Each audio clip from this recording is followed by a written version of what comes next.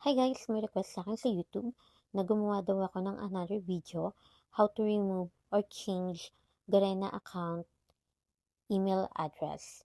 Note, ang video tutorial na ito ay para sa not verified email address, verified email address, and alam ang connected email address ng kanilang Garena account.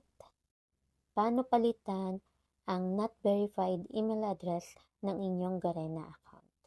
First, search nyo ang Garena sa Google search. Piliin nyo ang choose login method. So, may dalawang login method. Ito yung Garena and Facebook. So, pipiliin ko yung Garena. Then, input nyo yung required login details or credentials.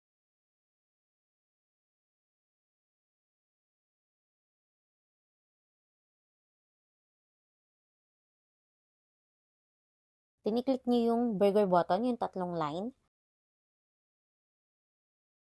Then, customer service.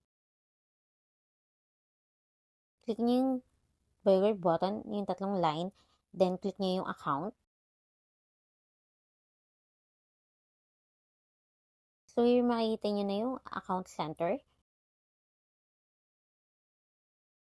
So, makita nyo dyan, not verified yung aking email address.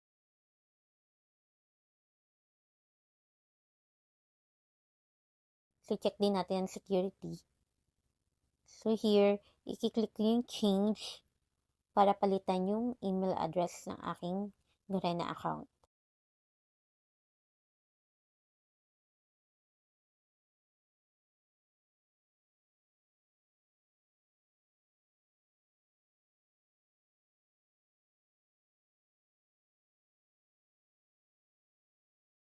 Palitan ng inyong email address.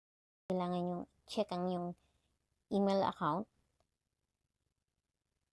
para i-verify yung changes. Ngayon, verified na ang aking email address.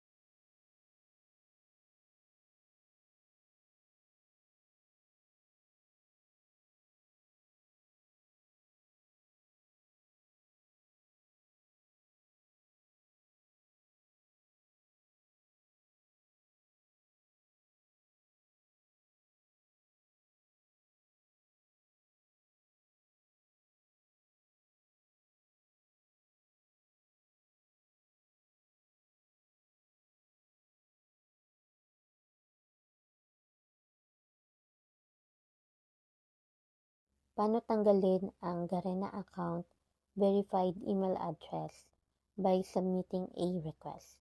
I-search ang Garena sa Google search. I-click ang Customer Support Center. Piliin kung Garena account or anong connected game ang gagawan mo ng request. Pinili ko ang Garena account.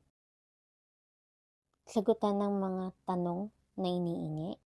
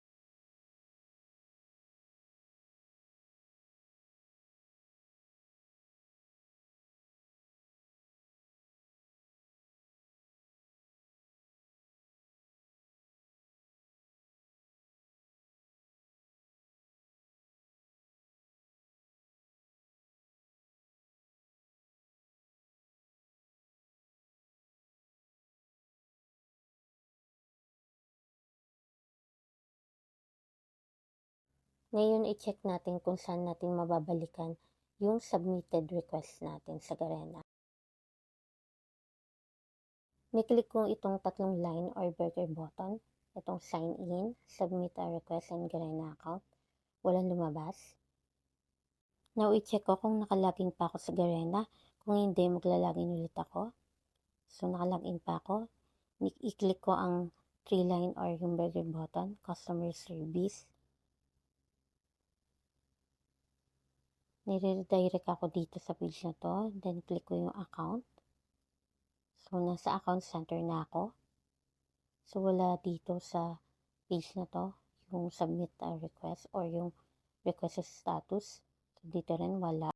And last, ni-check ko yung connected email address sa aking Garena account or yung verified email address sa aking Garena account. And nakita ko nga doon yung status ng aking submitted request kanina.